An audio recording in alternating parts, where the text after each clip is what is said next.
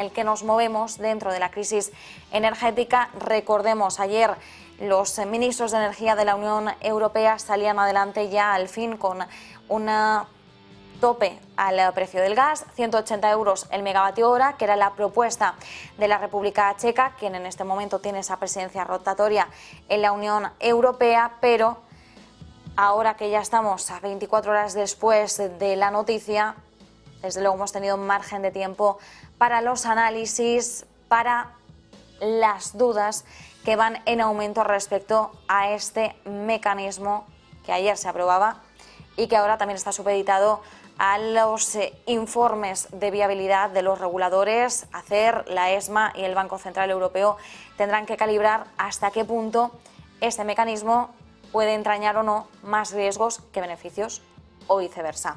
Y hablamos con Jorge Morales de Labra, es director de Próxima Energía, para desgranar estos aspectos. Jorge, muy buenas tardes, gracias por acompañarnos estos minutos. Buenas tardes, un placer. Bueno, Jorge, ¿convence o no convence el tope al gas de Europa? Porque se están extendiendo, como decimos, las dudas sobre sus posibles riesgos. Bueno, una de las principales voces venía esta mañana desde la industria de energía alemana. Alemania era una de las voces disidentes, aunque finalmente votó que sí. Fue Hungría quien votó que no. Dos países se abstuvieron, pero ahora mismo desde Alemania lo que nos llega es que 180 euros megavatio hora es un precio bajísimo para este tope. ¿Cómo estás observando estos temores que se extienden? Bueno, realmente a día de hoy, en este momento, el gas está cotizando en el norte de Europa, en el TTF, el principal mercado de referencia todavía hoy en Europa, en el entorno de los 106 euros megavatio hora. Por tanto, el tope de 180 euros está muy lejos de alcanzarse, ¿no? Es más, yo creo que hay un detalle que es importantísimo del acuerdo de ayer y que se está pasando por alto, que es que no basta con que el precio en Europa alcance esos 180 euros, sino que además debe hacerlo con un diferencial respecto de una cesta que está por definir de otros mercados de gas natural que supere los 35 euros megavatio hora, ¿no? ¿Por qué digo esto? Claro, ahora mismo, como digo, estamos muy lejos de esos 180, pero hace 3 meses no. En finales de agosto, por ejemplo, teníamos un nivel de precios de 350 euros el megavatio hora en ese mismo mercado, en el TTF holandés, ¿verdad? Por tanto, alguien podría decir, bueno, pues entonces hace 2 días se hubiera activado. Bueno, pues no se hubiera activado, porque el precio en Japón, en el JKM, por ejemplo, en el mercado más importante del mundo de gas natural licuado, que es el mercado de Japón y de Corea del Sur, pues el precio también era de 350 euros el megavatio hora, ¿no? Por tanto, claro, esta segunda condición, que no baste con que en Europa se disparen los precios, sino que además lo hagan solamente en la Unión Europea, es bastante más restrictiva que la primera. Así que yo lo primero es que mandaría es un mensaje de tranquilidad a esos industriales que pues están incluso hablando de la posibilidad de que haya desabastecimiento en Europa, pues que bueno, es bastante difícil que se alcance ese límite y por tanto de que entre en vigor el mecanismo. Nos decías, Jorge, aquí hay dos variables importantes. Por un lado, esos 180 euros el megavatio hora que se tienen que superar durante 3 días, y luego esa segunda variable que nos decías, ¿no? Siempre y cuando también se activaría siempre y cuando entre esta segunda variable, que es que los precios en Europa sean como mínimo 35 euros más altos que en el resto del mundo. Así que bueno, ahí tenemos dos condiciones que deben darse a la vez. Entonces, bueno, mensaje de tranquilidad, como nos decías en un primer momento. Pero bueno, no ha sido solo Alemania, de todas formas, quien ha trasladado sus dudas. También lo ha hecho Goldman Sachs en un análisis reciente. Dice que, bueno, entienden la decisión de limitar los precios de gas natural, porque es un mecanismo que puede ayudar a evitar cambios extremos de precios, pero nos dice que también podría dejar a Europa vulnerable a suministros insuficientes o una competencia también más fuerte a Asia. Así que otros análisis lo que nos indican es eso, que esta decisión amenaza con frenar el suministro a nuestra región e intensificar nuestra crisis energética. ¿Hasta qué punto es así? Cuando claramente nos has dicho, bueno, es que realmente con estas dos condiciones no es tan fácil que se llegue a aplicar este tope. Bueno, efectivamente, es difícil precisamente por esa segunda condición. Lo que trata es de evitar esto, el desabastecimiento, ¿no? Es decir, es muy difícil que, dado que el mercado de gas natural licuado, recuerdo que a los telespectadores que el gas natural en el mundo bien se transporta a través de gasoducto, bien a través de gas natural licuado, ¿no? Es decir, a través del barco, ¿no?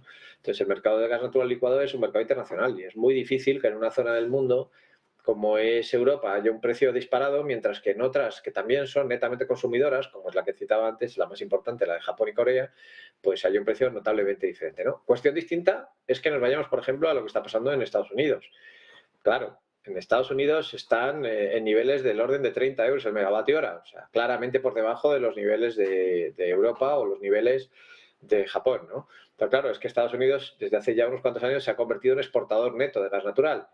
Por tanto, no tiene los mismos problemas que tenemos en otros países, o en otras zonas geográficas, como es la nuestra, donde somos claramente importadores, ¿no? Netamente importadores, ¿no? Por tanto, es difícil, insisto, es difícil que eso se alcance. No obstante, yo por lo que conozco tengo que verlo todavía porque no está en el boletín oficial de la Unión Europea, ¿no? Pero la propuesta inicial de la Comisión incluía una cláusula que efectivamente, en caso de que se viera un problema de desabastecimiento, ¿vale?, permitía que el mecanismo automáticamente se desactivara. Hay que recordar que para que el mecanismo se active hay que publicarlo oficialmente. O sea, hay que decir que es una cosa que, aunque tenga una activación, un disparador automático, pues tiene un proceso después reglamentario de activación y desactivación, ¿no?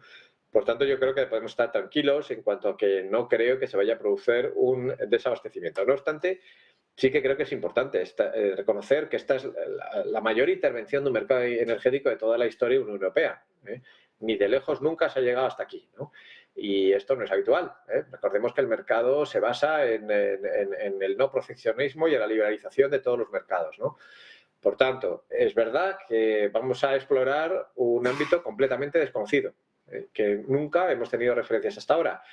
El propio agente gestor del TTF, del mercado principal holandés que citaba antes, ya dijo esta semana que de aprobarse es probable que sacara el mercado de Europa y lo llevara a otro sitio, ¿no? Bueno, vamos a ver realmente esto cómo funciona, cómo evoluciona, si los vendedores de gas natural siguen operando en Europa o no ante esta nueva limitación de la Unión Europea.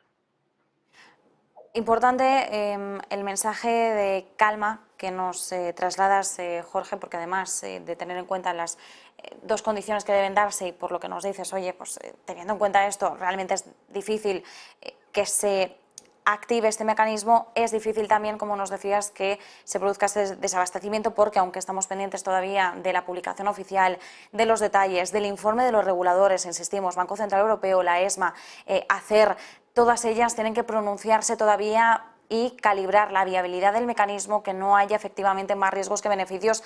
Kadri Simpson, la jefa de energía de la Unión Europea, ayer insistía en estas premisas, en una que nos has trasladado ahora, que es que en caso de que la región vea que hay riesgo de desabastecimiento, en cualquier momento este mecanismo se puede desactivar. Y Kadri Simpson también decía lo mismo respecto a ese informe del que todavía pues estamos a la espera por parte de los reguladores. Es que si efectivamente se ve que no es viable activarlo, en ningún punto se va a hacer. Así que bueno, ahora mismo estamos en ciernes, ¿no? Estamos entrando de puntillas sobre un nuevo mecanismo que, como bien nos indicabas, Jorge, pues es la mayor intervención, ¿no?, en el mercado energético de la historia de la región. Una última cuestión, Jorge, teniendo en cuenta pues todo lo que conocemos hasta el momento, ¿no?, que al final pues apenas tenemos unos pocos detalles, ¿cómo calificarías en términos muy generales esta intervención? Porque también han surgido críticas sobre que es una medida algo cortoplacista, ¿no?, que evidentemente no es suficiente. Sabemos que hay mucho que hacer por reforzar la industria energética de Europa, pero a priori, ¿cómo lo ves? Bueno, yo creo que llega muy tarde. Y creo que algunos, cuando vimos el TTF, que habitualmente cotiza entre los 20, como máximo 30 euros, cuando hace ya algo más de un año lo vimos muy cerca de los 50 euros, levantamos la voz de alarma y creo que la Unión Europea llega tardísimo a todo esto, pero creo que efectivamente la situación internacional de precios energéticos requiere una intervención, ¿no? O sea, es decir, esto de que el mercado lo arregla todo, yo creo que en el mundo de la energía no basta. No basta porque estamos viendo situaciones verdaderamente extremas, ¿no? O sea, piensen aquellos que tengan gas natural en su casa para calentar su casa, que de haberse aplicado esto el mercado mayorista directamente a su recibo, una familia media en España que paga en torno a los 500 euros al año, más o menos, de calefacción, fíjense que si eso es a 20 euros megavatio hora, que es el precio habitual, ahora que está a 100, tendría que multiplicar por 5. Es decir, que en vez de 600 euros nos iríamos a 3.000. Pero es que si se hubieran mantenido los precios de agosto, de 350 euros, la cosa sería aún peor, ¿no? Porque tendría que haber multiplicado casi por 20, ¿no? Lo cual sería completamente abusivo. Prácticamente ninguna familia podría llegar a esos precios, ¿no? Claro, ¿qué estamos viendo? Estamos viendo beneficios extraordinarios pues elevadísimos por parte de las compañías que se dedican a esto, en particular las que están en el ámbito del upstream, ¿no? Más cerca del suministro de energía, ¿no? Yo comprendo que los mercados han guiado este sector desde el principio y que efectivamente eso incentiva que haya competencia, que haya más extracción, etcétera, etcétera, ¿no? Pero estamos ante una transición energética que nos va a alejar en unos pocos años del petróleo, completamente. Y yo creo que lo que ha faltado aquí es planificación. O sea, es decir, yo creo que la Unión Europea tiene que ser muy consciente de que va a necesitar quemar gas y quemar petróleo durante los próximos años.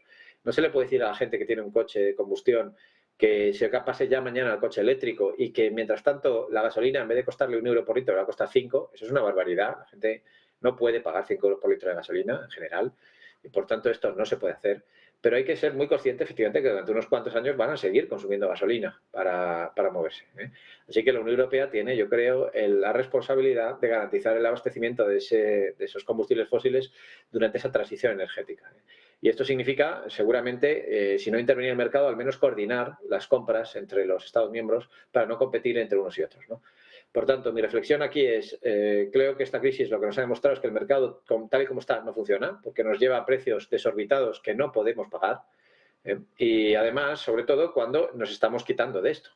Es decir, cuando dentro de unos años no vamos a necesitar comprar este tipo de productos, ¿no? Por tanto, una reflexión colectiva de esto nos tiene que enseñar a que algo hay que cambiar, que efectivamente hay que intervenir los precios y hay que hacerlo de forma coordinada para evitar desabastecimiento, sobre todo durante la transición energética hasta que finalmente no necesitemos los combustibles fósiles. Pues nos quedamos con ese mensaje, con ese análisis, con las lecciones que debemos aprender de esta crisis energética. Jorge Morales de Labra, director de Próxima Energía, muchísimas gracias, un placer. Muchas gracias. Buenas tardes. Y nosotros